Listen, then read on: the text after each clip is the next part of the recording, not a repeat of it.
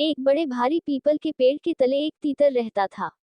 उसका घोंसला पेड़ के ठीक नीचे एक बिल में था। पीपल के आसपास जो भी छोटे बड़े पशु पक्षी रहते थे उन सभी से उसकी गहरी दोस्ती थी। एक दिन तीतर अपने आरामदेह घर को छोड़कर खाने की तलाश में निकला। बहुत दूर उड़ने के बाद वह एक धान के खेत में पहुंचा।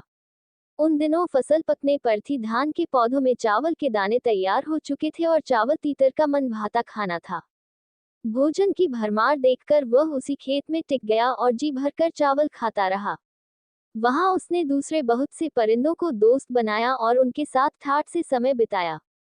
उस दिन वह घर वापस नहीं लौटा, दूसरे दिन भी नहीं लौटा और तीसरे चौथे दिन भी नहीं लौटा।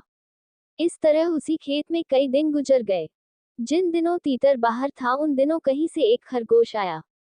उसके रहने का कोई ठिकाना नहीं था। उसने तीतर का खाली घोंसला देखा तो उसी को अपना घर बना लिया। कुछ दिन बाद तीतर वापस आया तो अपने घर में खरगोश को घुसा देखकर बड़ा नाराज हुआ। तुम यहाँ क्या कर रहे हो? उसने पूछा। ये तो मेरा घर है। तुम्हारा? खरगोश ने कहा। जब होगा तब होगा, अब यह मेरा घर है।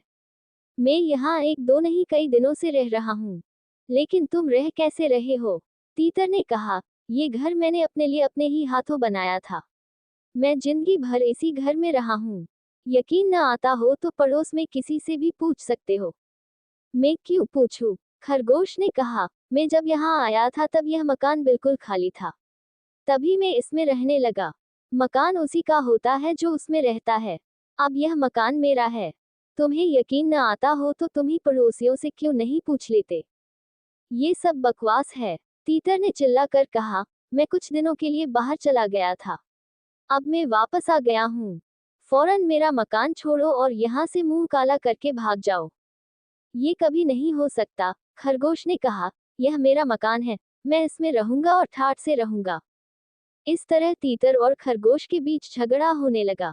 उनकी तू मैं सुनकर कई पशु पक्षी जमा हो गए।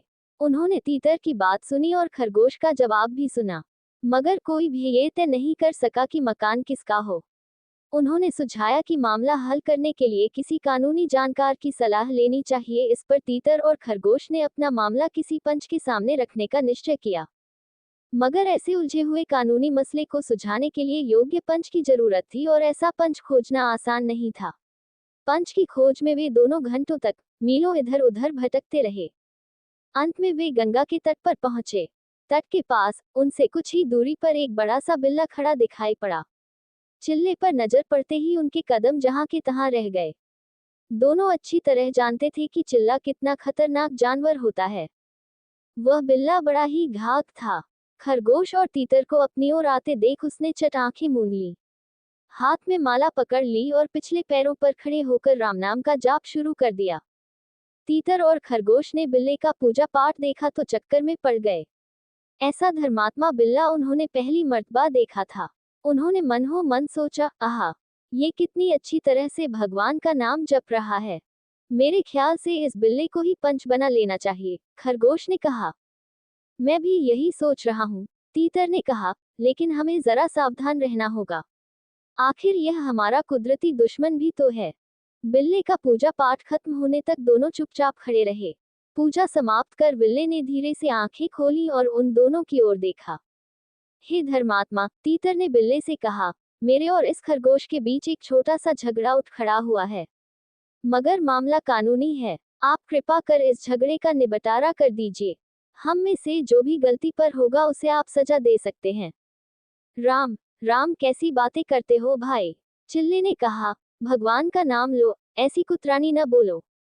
मैं तो दूसरों का दुख देख भी नहीं सकता और तुम कहते हो हम में से एक को सजा दे देना। हरे कृष्ण हरे कृष्ण। जो दूसरों को दुख देता है वह भगवान के कोप का भाजन बनता है। खैर हटाओ इन बातों को, अपनी कहो तुम्हारे झगड़े का जो किस्सा है कह डालो। मैं सही फैसला करके बता दूंगा कि गलती किसकी है। तब तीतर ने कहा, किस्सा यूं है कि मैं कुछ दिन बाहर रहने के बाद घर लौटा तो देखता क्या हूं कि इस खरगोश ने मेरे घर पर कब्जा जमा लिया है।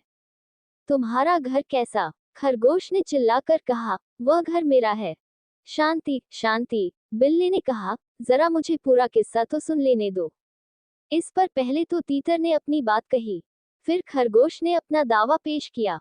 दोनों की बात सुनकर बिल्ला कुछ देर मौन रहा, फिर इस प्रकार कहने लगा, क्या बताऊं भाइयों, मैं अब बूढ़ा हो गया हूँ। मुझे न तो ठीक ठीक दिखाई देता है न सुनाई देता है। मैं तुम्हारा मामला पूरी तरह से समझ ही न सका, तुम दोनों जरा नजदीक आकर बात करो तो अच्छा रहेगा। इतनी देर में खरगोश और तीतर दोनों ही बिल्ले का डर भूल गए थे। उन्हें बिल्ले पर पूरा पूरा भरोसा हो चला था। वे दोनों बेफिक्री से उसके नजदीक खिसक आए। अचानक बिल्ले ने बिजली की तरह तड़प कर वार किया और एक ही झपाटे में दोनों का काम तमाम कर दिया।